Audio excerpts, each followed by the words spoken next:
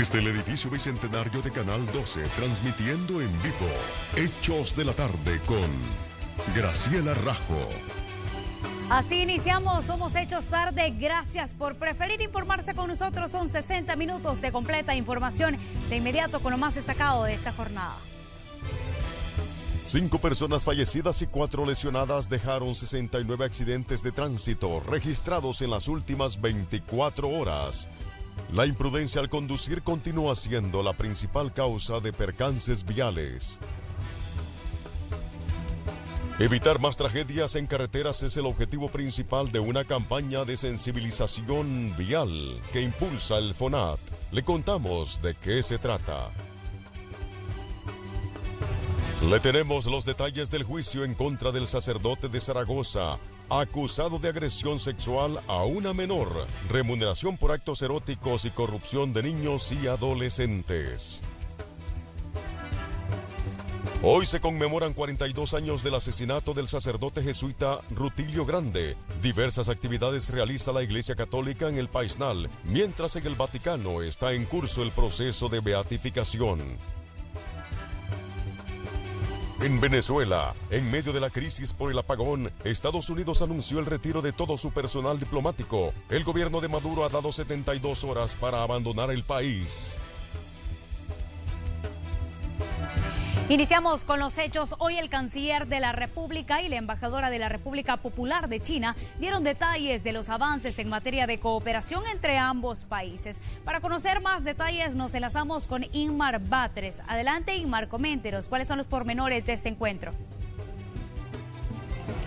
Buenas tardes, gracias por estar en sintonía con nosotros. La embajadora de China en El Salvador, Guo Jianhong, ha dado un claro mensaje. Las relaciones del país asiático y El Salvador se hicieron de forma transparente. Esto debido a las últimas semanas se han criticado precisamente cómo se abrieron las relaciones con China y cesaron las de Taiwán. Incluso dio paso a investigación por parte de la Asamblea Legislativa. Pero ¿qué fue lo que dijo la diplomática acá en la Cancillería salvadoreña? Escuchemos a continuación.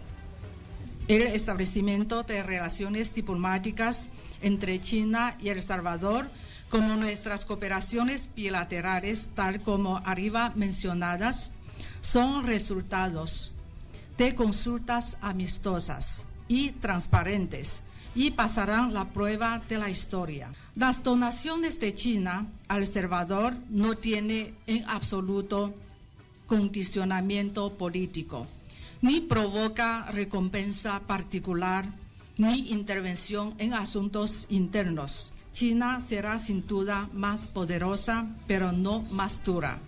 China aboga por la independencia, pero no por la arbitrariedad.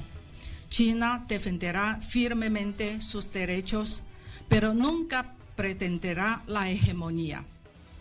También dijo que las relaciones entre Beijing y San Salvador continuarán. Incluso mandó un mensaje al equipo de transición y al gobierno entrante. Debido al corto tiempo desde el establecimiento de las relaciones entre China y El Salvador, es pertinente profundizar el entendimiento mutuo y es natural y comprensible que haya dudas dentro de la gente por falta de conocimiento.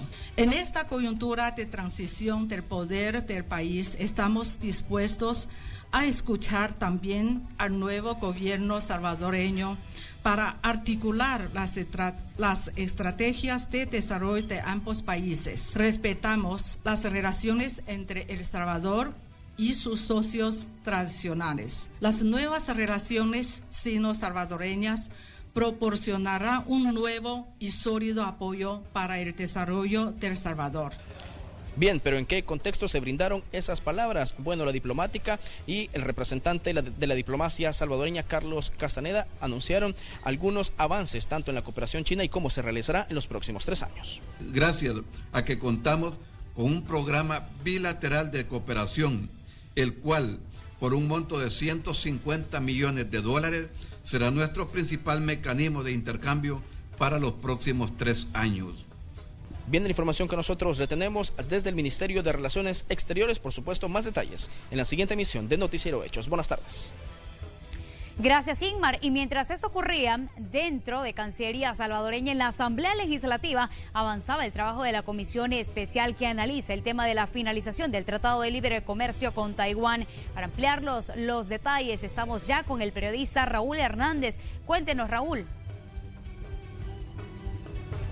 Aquí en la Asamblea Legislativa los diputados también han reaccionado al tema El Salvador-Taiwán, y es que recordemos que este próximo viernes 15 de marzo culmina el Tratado de Libre Comercio que se tiene con esta isla.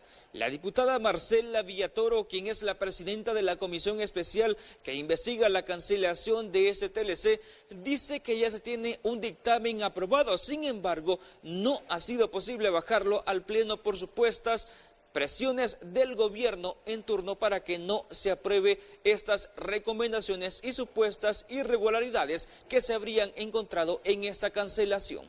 Personas del gobierno empezaron a hacer llamadas a los partidos políticos para decirles que no votáramos por esto el jueves pasado, sino que pasara hasta esta semana, y que ellos iban a buscar un mecanismo para apoyar a los productores y exportadores que iban a salir afectados. Sin embargo, ya estamos a martes y no han tomado ninguna decisión ni no han hecho nada más que ningún apoyo.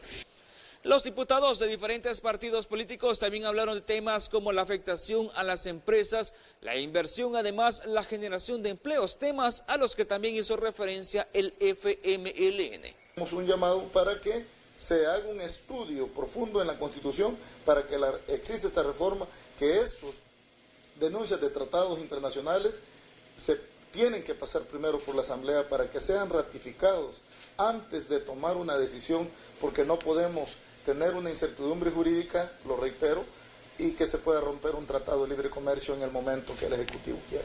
Entonces, si nos vamos a todos esos antecedentes, uno puede decir razonablemente pensando de que la firma del TLC fue ilegal también, porque no existe la nación de Taiwán en ningún organismo internacional. No se descarta que se intente, por ejemplo, mañana miércoles, que hay sesión plenaria, que se intente aprobar este dictamen que se elaboró en esta comisión especial. Más detalles en la emisión estelar de Noticiero Hechos. Pasen buenas tardes.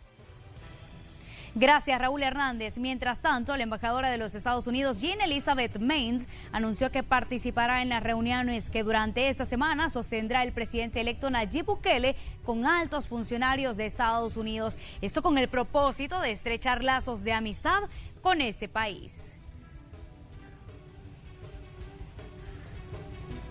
Mientras tanto, el ex candidato a la presidencia por el FMLN informó que aún no ha tomado la decisión de participar o no en el proceso interno para buscar la dirección de su partido político. De acuerdo a la Comisión Especial Electoral, el partido de izquierda cuenta con 40,000 afiliados, quienes están aptos para votar en el proceso interno.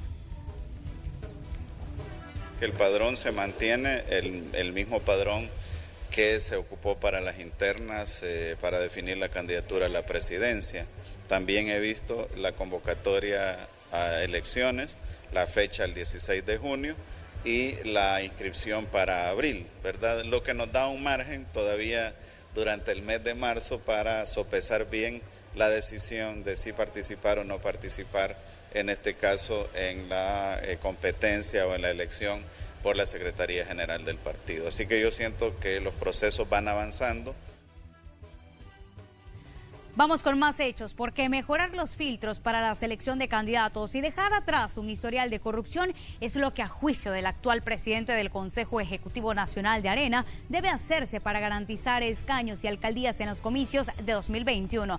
También consideró que es clave acercarse a la gente y desechar la percepción que se tiene que son un partido político de élite y al servicio de la cúpula empresarial. Las elecciones internas programadas para agosto de este año deben ser aprovechadas para cambiar el rumbo, insistió el presidente del COENA.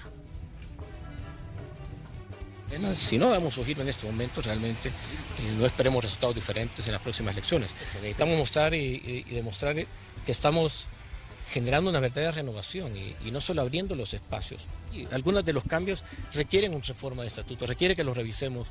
Por eso ha sido también que la Comisión Electoral, que está pendiente de convocar elecciones, pero hay que esperar una reforma de estatutos previo para para revisar aún la manera como estamos haciendo elecciones internas, cómo estamos teniendo la representatividad en los distintos organismos.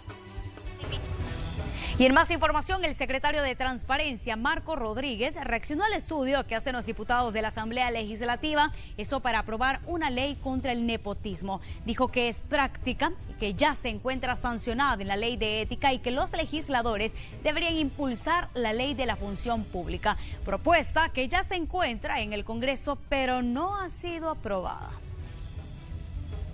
Mire, para mí ya existe una ley implícitamente contra el nepotismo, que es la nueva ley del servicio civil, que establece eso.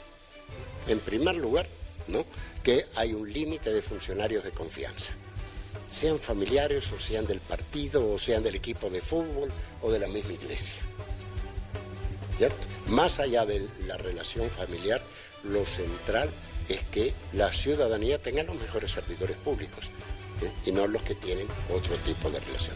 Esa ley establece un límite de materia de personal de confianza y establece otra cosa más importante.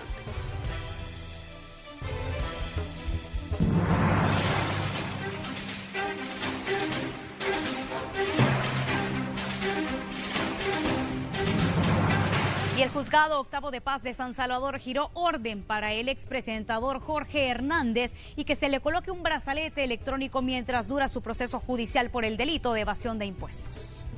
Con permiso, señores. Muchas gracias, señores. Con permiso, no se van a caer, no se van a golpear.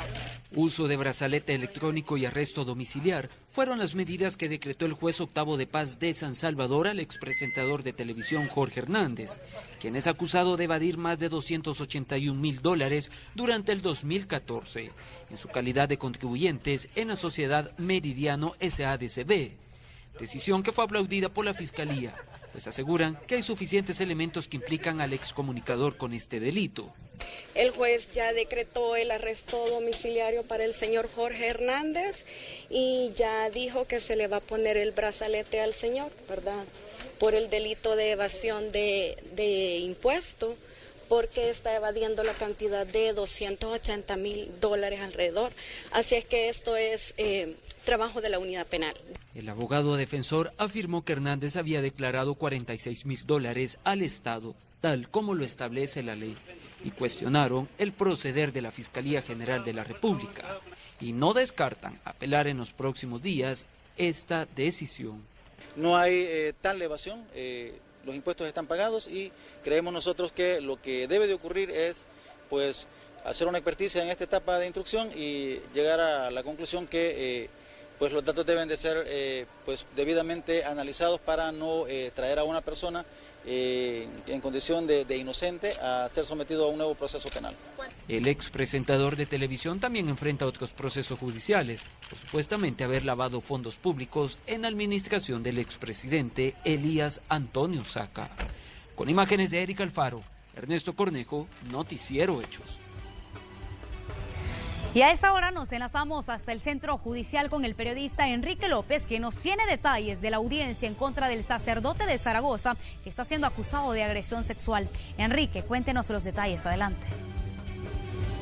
Así es, compañeros, amigos televidentes, muy buenas tardes. En efecto, me encuentro en el Centro Judicial Integrado de Santa Tecla, ya que este día el Tribunal Segundo de Sentencia ha instalado la vista pública en contra del sacerdote José Adonai Chicas, quien es párroco de la iglesia Nuestra Señora del Pilar de Zaragoza. El párroco es acusado por los delitos de agresión sexual a menor e incapaz y también por el delito de remuneración por actos eróticos y corrupción de niños, niñas y adolescentes por medio del uso de tecnologías. Fiscalía General de la República cuenta con prueba testimonial, pericial y documental para sustentar dichas acusaciones y van a ser presentadas ante el juez durante todo este día y también posteriormente discutidas entre las partes. Este caso tiene reserva total, por tal motivo ni fiscales ni los abogados defensores han brindado más declaraciones a la prensa, pero durante el desarrollo de todo este proceso judicial se ha ventilado importante información en torno a las investigaciones. Y es que según el Ministerio Público, el párroco abusó de este menor por al menos 2 años y luego de cada acto le ofrecía cierta cantidad de dinero con el objetivo que el menor no lo denunciara. Pero los padres descubrieron ciertas conversaciones en el celular de su hijo en donde aparentemente el sacerdote le solicitaba fotos comprometedoras al adolescente y fue en ese momento que los padres interpusieron la demanda. Según se nos ha informado, en este caso no hay lugar a conciliación entre las partes ni tampoco medidas alternas por ser un delito sexual el que ha cometido el párroco de esta iglesia de Zaragoza. Y se tiene previsto de que esta audiencia se desarrolle durante todo este día, incluso se puede extender hasta el día de mañana y posteriormente el juez programará una fecha para la lectura del fallo. En caso que el párroco sea encontrado culpable, puede enfrentar una pena de hasta 36 años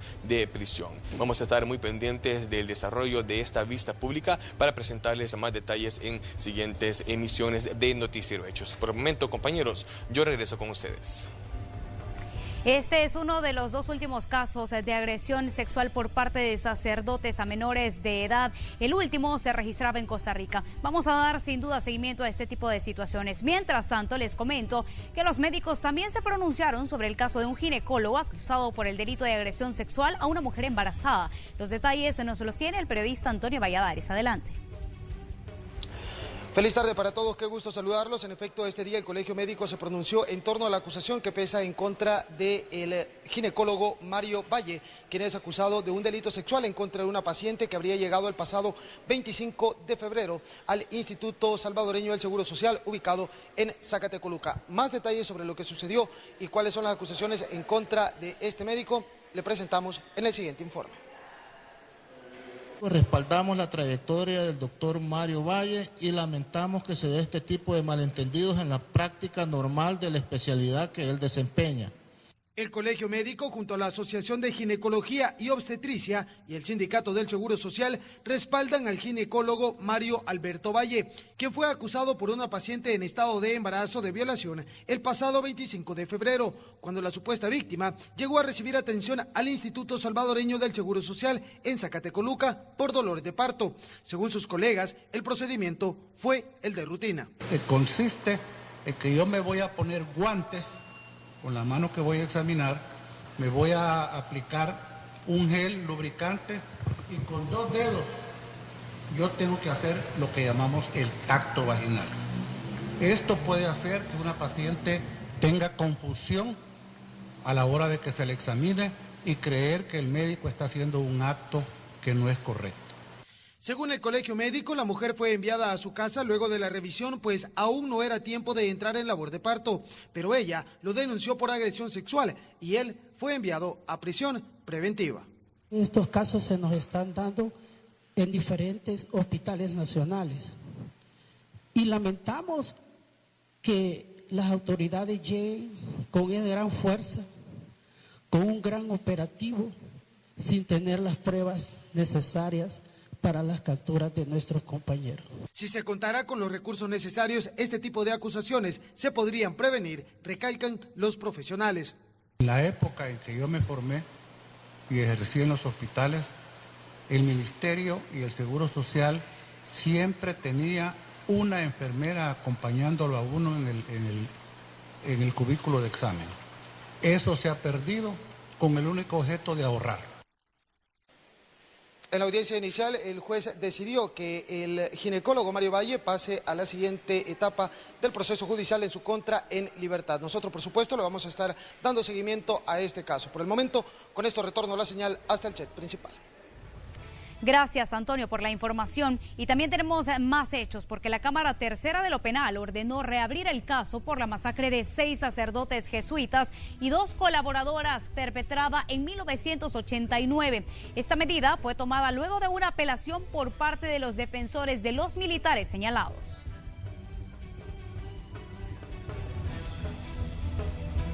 Y el director del Instituto de Derechos Humanos de la UCA, José María Tojeira, habló sobre la reapertura del caso de la masacre de los padres jesuitas y 2 de sus colaboradoras. Dijo sentirse satisfecho y espera una pronta audiencia en contra de los acusados. estamos satisfechos con la resolución. La resolución va en la dirección que nosotros pedíamos, es un caso que debe ser reabierto. Siempre hemos insistido que siguiendo parámetros de justicia transicional, pero debe ser reabierto. Y esperamos que ya pronto, una vez que le pasen al juez, la Fiscalía presente el requerimiento llamando a la audiencia inicial a las personas acusadas en el caso. Los defensores de los acusados han interpuesto continuamente recursos. Creemos que ahora ya no se puede volver a poner ningún recurso, incluso si se pusiera un recurso habría que denunciar a los defensores por obstrucción de la justicia. Y en la Asamblea Legislativa inició también la reunión de la Comisión Ad Hoc, esto para estudiar las implicaciones de la sentencia de la Ley de Amnistía General. Independientemente de cualquier legislación que uno tome acá, eso es lo que procede. Y aún lo que definamos acá tiene que pasar por jueces. Entonces, si la Cámara, a solicitud de alguien, tiene que tomar esa decisión, alguien tiene que pedir para que la Cámara haya resuelto, sea la parte de acusación o defensa.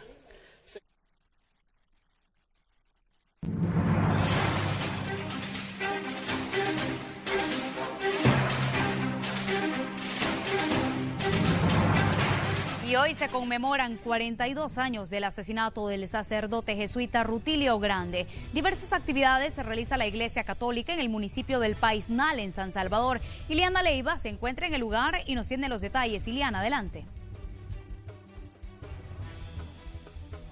Buenas tardes, compañeros, un gusto saludarlos. Como recordaremos, el padre Rutilio Grande fue asesinado en 1977. Hoy se conmemoran justamente 42 años de su muerte. Es por ello que cientos de personas han participado en las diferentes actividades que se han realizado, entre ellas una peregrinación que recorrió varios kilómetros en el Paisnal. Ellos dicen que van a recordar a Rutilio Grande por ese legado que dejó para los salvadoreños de siempre buscar la lucha por la verdad y por defender los derechos de los seres humanos. Escuchemos parte de las reacciones de quienes participaron en esta conmemoración.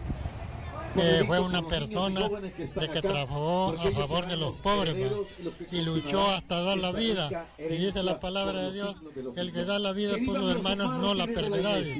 Así como ha sucedido en muchos sacerdotes y a Monseñor Romero también. Sí, yo siento que todo lo que él hizo, pues lo hizo por amor a nosotros. Por amor, ¿verdad? La creación que venía y pues se está viendo los frutos porque ellos lo están logrando. El punto de encuentro de la peregrinación fue el Parque Ecológico de El Paisnal, donde hasta ahí se desplazó Monseñor Escobar Alas, quien oficializó la misa que se estaba desarrollando en conmemoración de la muerte del padre Rutilio Grande. Monseñor Escobar Alas espera que en un futuro Rutilio Grande también pueda ser beatificado y canonizado, al igual que Monseñor Óscar Arnulfo Romero. Escuchemos más detalles. Este año sin duda tiene mayor importancia porque nos acercamos cada vez más a la beatificación del padre Rutilio. En verdad no sabemos cuándo, nadie sabe, porque es el Papa el que tiene que señalar la fecha. Y todavía, tengo entendido, faltan algunos pasos que hacer en la Santa Sede, pero la causa del padre Rutilio ha avanzado muchísimo. Entonces, qué bueno que haya toda esta manifestación de fe y al mismo tiempo de cariño y devoción al padre Rutilio Grande. Junto al padre Rutilio Grande fueron asesinados 2 salvadoreños más, quienes también en un futuro se va a trabajar para que también pueda postularse su causa y que también ellos puedan seguir el proceso en el Vaticano. Con esta información yo regreso con ustedes, La Señal. Buenas tardes. Gracias, Iliana. Parte de la información que tenemos a esta hora, y con eso nos vamos a la pausa y regresamos.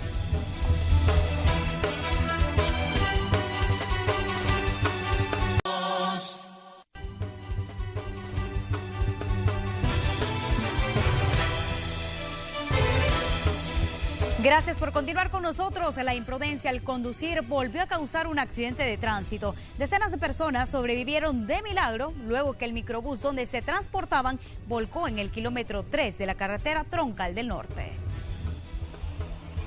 Al menos 25 personas resultaron lesionadas en un percance vial registrado en el kilómetro 3 de la carretera troncal del norte, en el municipio de Apopa. Según las autoridades, el conductor del microbús de la ruta 38F iba a excesiva velocidad, perdió el control, impactó a otros 2 vehículos y luego volcó. Como quizás unos 70 kilómetros. Y adelante de mí venía otro vehículo, venía un Mazda Protege más o menos. Entonces él frenó, no sé por qué frenó de repente. Yo frené y los dos alcanzamos a quedar así, no nos golpeamos, pero el microbús venía con todo, como siempre, y nos golpeó a todos. El otro vehículo creo que se fue, pero a mí me hizo traspasar los 2 carriles y quedar en este carril que de San Salvador, de Apopa viene para San Salvador. Por suerte no iba otro de aquí para allá. Gracias a Dios no venía otro vehículo de frente, no, porque ahí sí no estuviera acá pues, contando. El conductor responsable fue identificado como José Genaro Galdames, de 23 años, quien tras el percance fue capturado por lesiones culposas y por no portar licencia de conducir. Tenemos detenido al conductor, el señor José Genaro Saavedra Galdames, de 23 años, conducía este microbús de la 38F. Como ustedes pueden ver, pues el muchacho no manifiesta nunca ha tenido licencia, ya lo corroboramos en nuestro banco de datos y efectivamente, como muchos conductores de unidades de transporte público, irresponsablemente se atreven a conducir a excesiva velocidad en horas pico, pues prácticamente exponiéndose a los conductores, manejando de manera imprudente. Así. En las últimas 24 horas, las autoridades de la División de Tránsito Terrestre reportaron 5 personas fallecidas y 44 lesionadas en 69 accidentes de tránsito. Con imágenes de José Delgado, Nelson Quinteros, Noticiero Hechos. Y un hombre murió luego de ser embestido por un conductor que se dio a la fuga, esto en el kilómetro 11 de la carretera troncal del norte del municipio de Apopa, a tan solo 25 metros de una pasarela. Al lugar llegaron elementos de la Corporación Policial y de comandos de salvamento para brindarle primeros auxilios, pero la persona falleció al momento de ser impactada. Testigos del lugar aseguran que la poca iluminación contribuyó a este percance. Recibimos la llamada del 911, dije una persona atropellada, desconocíamos el sexo. Hoy que llegamos a la escena, el paciente se encuentra fallecido, bueno, la víctima, perdón, ya está fallecida y ya no hubo nada que hacer por ella. Ya. Los documentos todavía no los tenemos y hasta que vengan inspecciones oculares van a tener los datos. Y evitar más tragedias en carreteras es el objetivo principal de una campaña de sensibilización vial que impulsa el FONAT. El periodista Enrique López nos tiene los detalles. Adelante, Enrique. ¿Te gustaría ser el motociclista fallecido de este día? No te distraigas al conducir. Decídete por la vida. Cada día un motociclista pierde la vida en accidentes de tránsito. La excesiva velocidad y la distracción del conductor siguen siendo las principales causas de la alta siniestralidad. Ante este escenario, el Fondo de Atención a las Víctimas de Accidentes de Tránsito, FONAT, y CONACEVI lanzaron la campaña Decídete por la Vida, con el objetivo de promover el respeto a la ley de tránsito. Tenemos que entender desde el peatón, el motociclista, el automovilista, el ciclista, que hay normas de tránsito vigentes, que hay que atenderlas. Tenemos que guardar la precaución de vida y utilizar los aditamentos necesarios para ser visibles en la vía. Un accidente es algo fortuito, algo que no se pudo evitar. Pero si usted va sin casco, si usted no lleva una cinta reflectiva en la vía, si usted va en el automotor distraído hablando por celular, se va maquillando, ya no es un accidente, es algo que sucedió y que se pudo evitar. En marzo, este mensaje será difundido a nivel nacional con el apoyo de la Subdirección de Tránsito Terrestre. También a los automovilistas, por supuesto, aquí hay pasos peatonales que no son respetados, ¿verdad? Es decir, el automovilista llega y se estaciona sobre el paso peatonal y ya logramos abordar a un par de automovilistas que lamentablemente no atienden esa señalización. Los conductores que son conscientes de las malas costumbres al volante avalan estas medidas implementadas por las autoridades. Porque a veces los accidentes los ocasionamos nosotros mismos. ¿Va? Y por la responsabilidad de nosotros mismos también, pues acordémonos que esto no es igual que un carro. También entender uno también, pues, usar los cascos y respetar la señalización vial, ¿verdad? Y no andarse metiendo sobre los carros, más que todo la imprudencia, ¿verdad? es algo bien común que tendamos a distraernos con el celular o el ejemplo de irnos maquillando también en tráfico, ¿verdad? Definitivamente mejor nos hacemos a un ladito o llegamos un poquito tarde, ¿verdad? Y guardamos precaución. Las autoridades esperan que los conductores y peatones acaten estas recomendaciones y de esta manera reducir las estadísticas. Recuerde, alguien lo espera en casa. Con imágenes e informe de Enrique López, Noticiero Hechos. Y en más información, una joven de aproximadamente 20 años de edad fue encontrada sin vida. Esto en el kilómetro 5,5 de la carretera Los Planes de Renderos. Según las autoridades, la víctima fue vapuleada y posteriormente abandonada en la zona. Por el momento se desconoce la identidad y el móvil del crimen. No hay evidencias de que el hecho haya ocurrido acá, ¿verdad? Sino que más bien fue transportado hasta este lugar. Él vestía una calzoneta, ¿verdad? Calcetines, una camisa deportiva también. ¿Qué edad aproximada? Entre 15 y 17 años, ¿verdad? ¿Tenía tatuajes? No tiene tatuajes, ¿verdad? Pero sí hay evidencias de trauma, como que la persona fue vapuleada, ¿verdad? Eso preliminarmente, ¿verdad? Será mediante la autopsia que se determine la causa directa de la muerte. ¿No tenía arma de fuego? No, ni ninguna lesión. Todo era por arma contundente. Y en la colonia Paniagua de Puerto Parada, en Usulután, Josué Alexander Pérez Gutiérrez, de 22 años, fue asesinado esta mañana por supuestos pandilleros que lo atacaron con arma de fuego. Según la policía, Gutiérrez hace 2 años salió de prisión, pero continuaba firmando en un juzgado del oriente del país. Justo ahí se dirigía a bordo de un autobús cuando fue interceptado por varios sujetos que lo obligaron a bajarse de la unidad.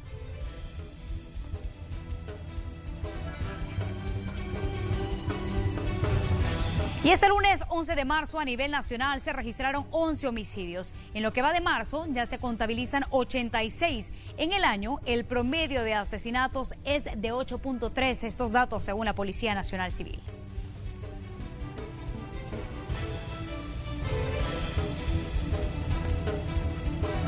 Y ahora nos vamos hasta el oriente del país porque esta mañana se descartó la suspensión de labores en el punto de buses de la ruta 373 por supuestas amenazas de pandillas. José Vigil de Impacto Noticias nos cuenta en el siguiente informe.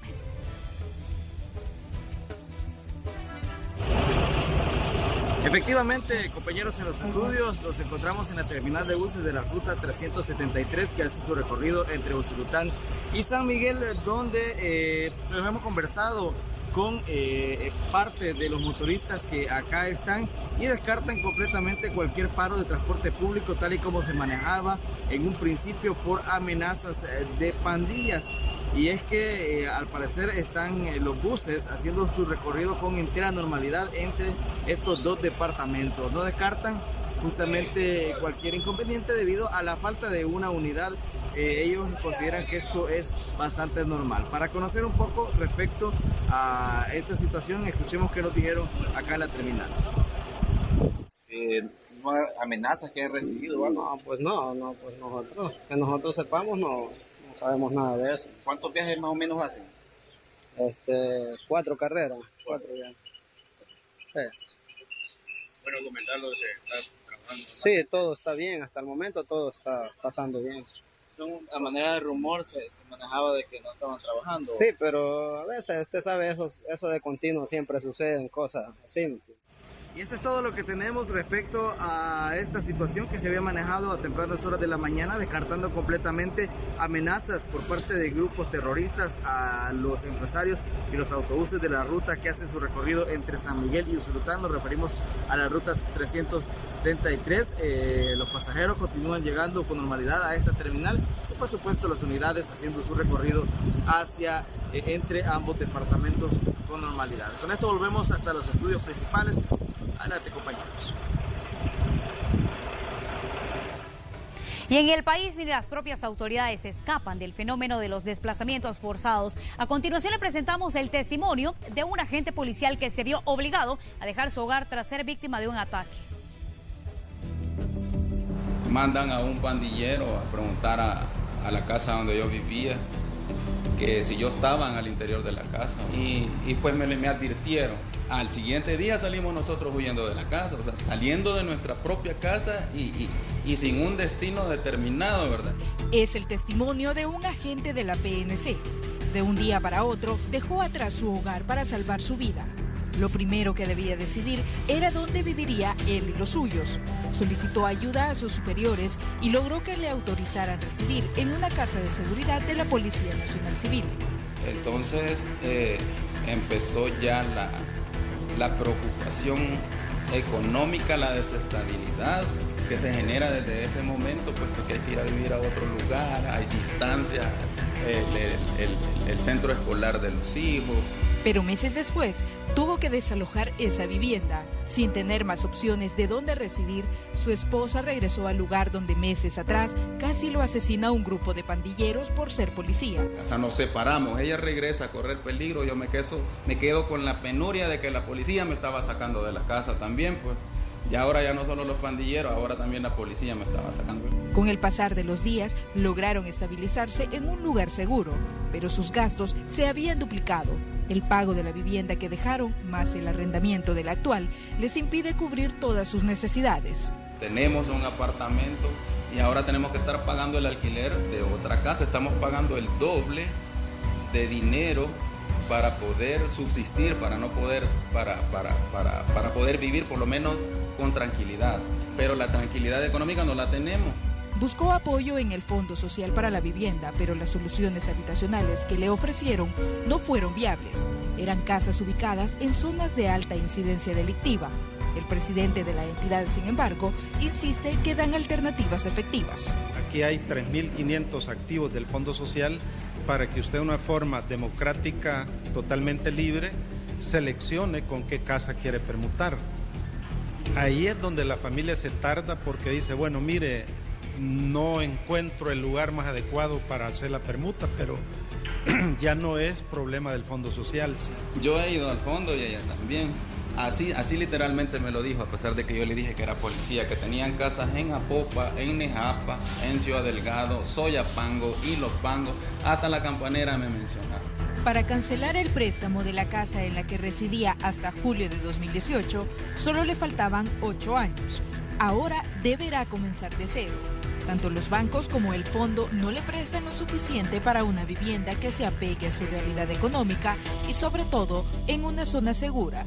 El presidente del Fondo Social para la Vivienda, o sea, él no se va a ver metido en este tipo de problemas. Entonces yo creo que eso no le quita el sueño a él. Entonces nadie hace nada. Entonces yo lo que pediría es conciencia nada más. Conciencia para todas aquellas personas que tienen la responsabilidad y la capacidad para solventar este tipo de problemas. Facilitarnos créditos o permutas de créditos para que se puedan trasladar casas y viviendas dignas y en donde nosotros podamos vivir tranquilos con nuestra familia y no con esta penuria diaria de que un día nos van a matar. Pues. Mientras el Estado salvadoreño continúe sin aceptar la crisis por desplazamientos y no garantice el derecho constitucional de una vivienda digna a la población, historias como la de este agente seguirán sumándose a la de miles de salvadoreños que se han visto obligados a dejarlo todo para resguardar su vida. Tatiana Funes, Noticiero Hechos.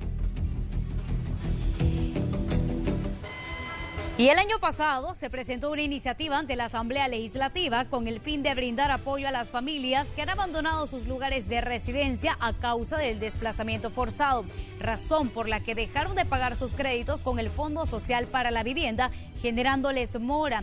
La iniciativa busca la emisión de un decreto especial de moratoria equivalente a un régimen excepcional de suspensión y facilidades de pago para las personas que adeuden cuotas de capital o intereses estipulados en el convenio de préstamo.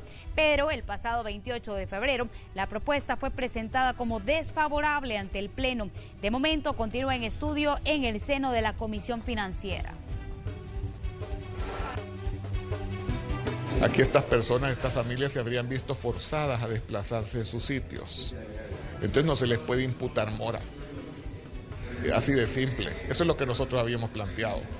Entonces que se les dejara un plazo donde no se les estuvieran cobrando intereses, por ejemplo, mientras se les resolviese las alternativas. Entonces yo planteé en el Pleno que por qué no mejor para mantenerlo latente, mientras no tuviésemos constancia de soluciones reales, tangibles, en favor de estas familias, que ese dictamen no se emitiera, mucho menos desfavorable, que esté vivo el expediente en la comisión para que la comisión esté atenta a que estas soluciones se den.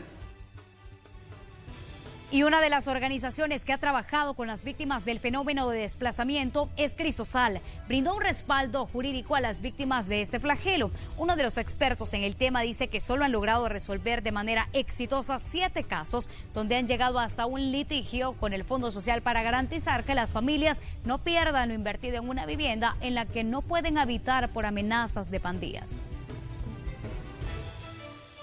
Hemos tenido casos exitosos, pero son aislados. El esfuerzo que ha realizado Cristosal mediante su acompañamiento legal es llegar a las instancias públicas, específicamente al Fondo Social para la Vivienda, para que se le garantice una posible permuta, ¿verdad?, a favor de las víctimas o una posible condonación. Pero, como le digo, son casos aislados.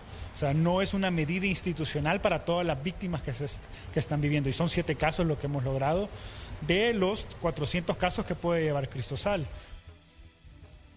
Y en más información, diputados del FMLN y empleados de la alcaldía de Ciudad Delgado presentan una pieza de correspondencia para que el edil Elmer Cardona sea citado a la Comisión de Trabajo de la Asamblea Legislativa. Esto para que explique las medidas de seguridad durante los disturbios ocurridos recientemente. También para que informe sobre los despidos de varios empleados municipales.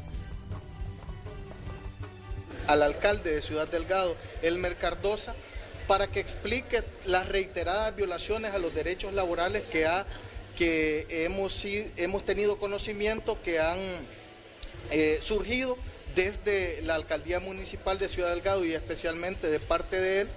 Y bueno, aparte de eso, también los hechos que ocurrieron el miércoles 6 de marzo, en donde fueron agredidos trabajadores municipales, fueron violentamente por miembros del CAN. Así la información a esta hora, 2:13. Vamos a hacer una pequeña pausa y regresamos.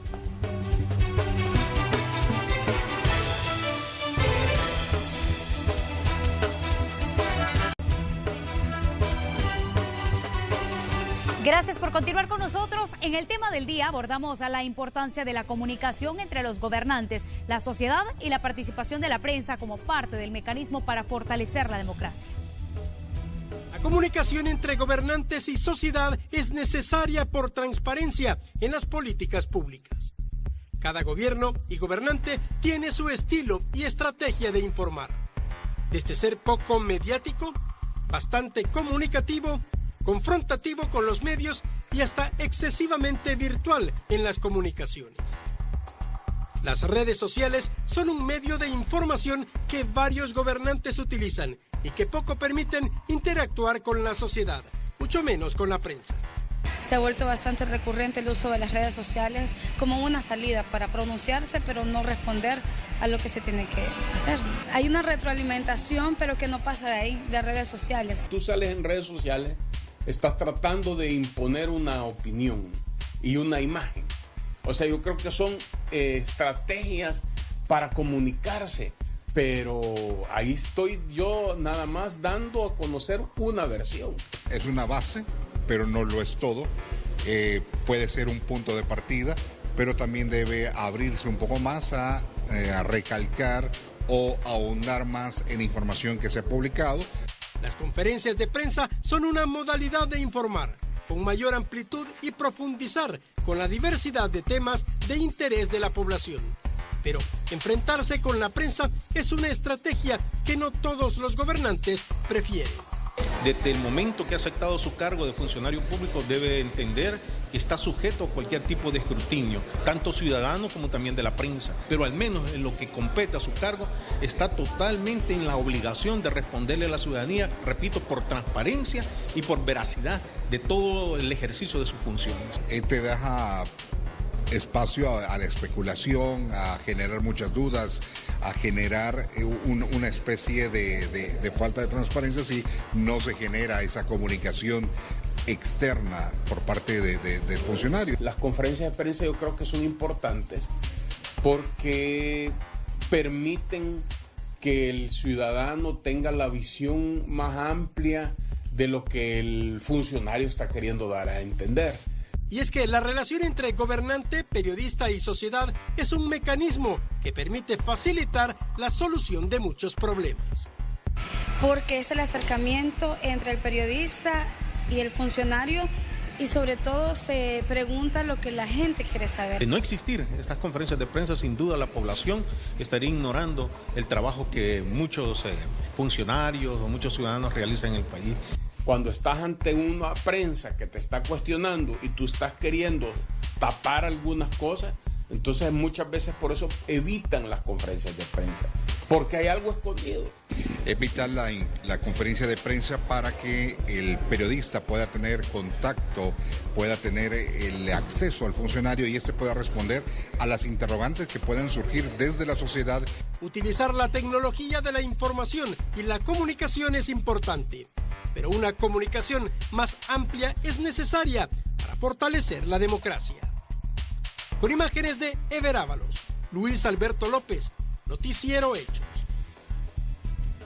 Y como parte del Día Internacional de la Mujer, INSAFORP ha realizado una serie de actividades, entre ellas a la promoción de una cultura de formación profesional libre de discriminación y violencia contra las mujeres. Presentaron los resultados de un plan de enfoque de igualdad de género, fortaleciendo las capacidades y poniendo en marcha campañas de sensibilización.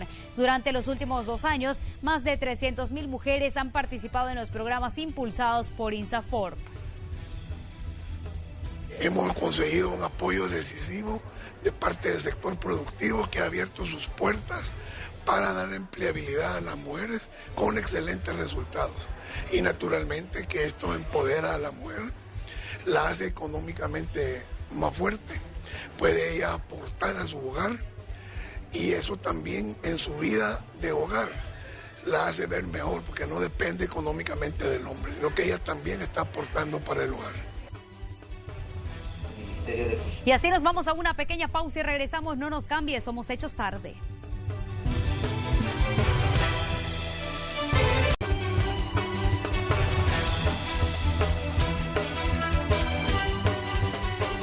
Y esta mañana se anunció la tercera edición del Premio Iberoamericano de Educación en Derechos Humanos denominado Óscar Arnulfo Romero. El objetivo del premio, en la que pueden participar iniciativas de 20 países de la región, es reconocer el trabajo de instituciones educativas y de la sociedad civil que han actuado de forma ejemplar en la defensa y promoción de los derechos humanos a través de la educación.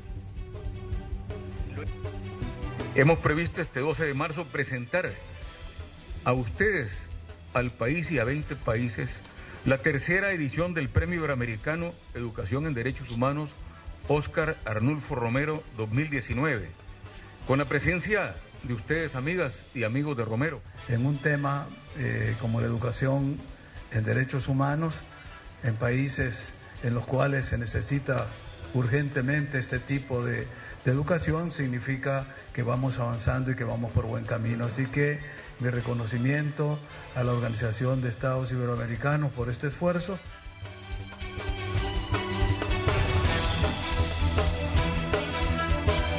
Y tras la desaparición de un camión con 22 personas a bordo en San Fernando, Tamaulipas, México, el presidente Andrés Manuel López Obrador aseguró que se tratan de migrantes, por lo que pidió a las autoridades de Centroamérica y Estados Unidos información al respecto, ya que no se tiene claro cómo están desaparecidos o si cruzaron la frontera. Por el momento no tienen datos exactos sobre el número y la nacionalidad de las personas. Y en más información, ahora nos vamos hasta Sudamérica, donde las consecuencias por la falta de energía eléctrica son cada vez mayores. Desde Caracas nos informa Álvaro Algarra, corresponsal de La Voz de América. Adelante. Este martes se cumplen 6 días de iniciado el mega apagón eléctrico en todo el territorio venezolano.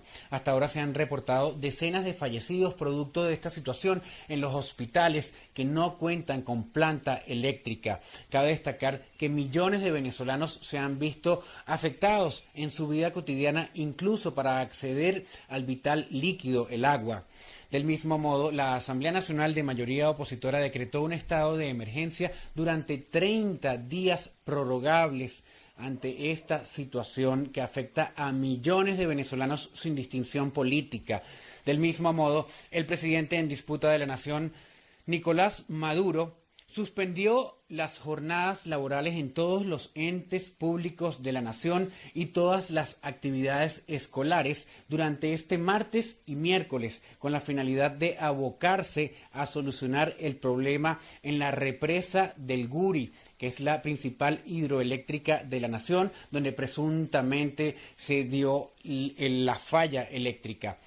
Del mismo modo, se convocó para el próximo sábado el presidente interino del país, Juan Guaidó, a una gran movilización para exigir el cese de la usurpación, exigir elecciones libres y un gobierno de transición. Este es un informe de Álvaro Algarra de La Voz de América para el noticiero Hechos. En Estados Unidos, aproximadamente 3.200 libras de cocaína fueron incautadas con un valor comercial estimado de $77 millones. El decomiso se realizó en el puerto de la ciudad de Newark, en Nueva York, tras una operación conjunta que involucró a aduanas y protección fronteriza. Según las autoridades, la droga era transportada en un contenedor, además de ser la segunda mayor incautación de cocaína en casi 25 años.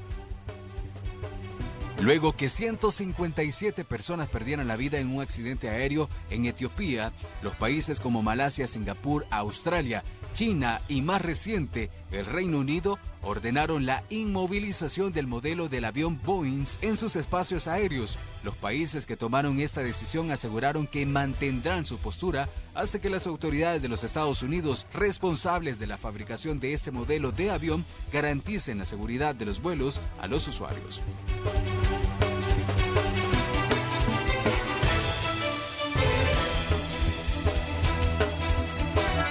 Tras la reunión de los equipos de la Primera División, ya está lista la programación de la jornada 12 del Torneo Clausura 2019, quedando 4 encuentros para sábado y 2 para domingo. La acción iniciará en el Estadio Gregorio Martínez a las 6:30. Ahí el Chalatenango recibe a Municipal Limeño, mientras que a las 7 de la noche en el Estadio Cuscatlán, Alianza FC recibe al Sonsonate FC.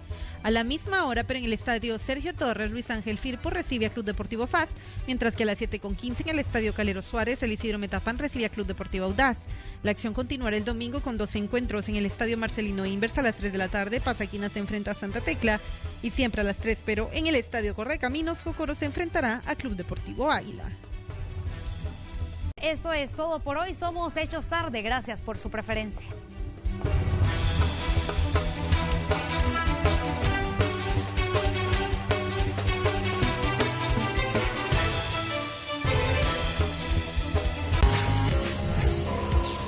El siguiente programa es clasificación D. No se recomienda para personas menores de 18 años.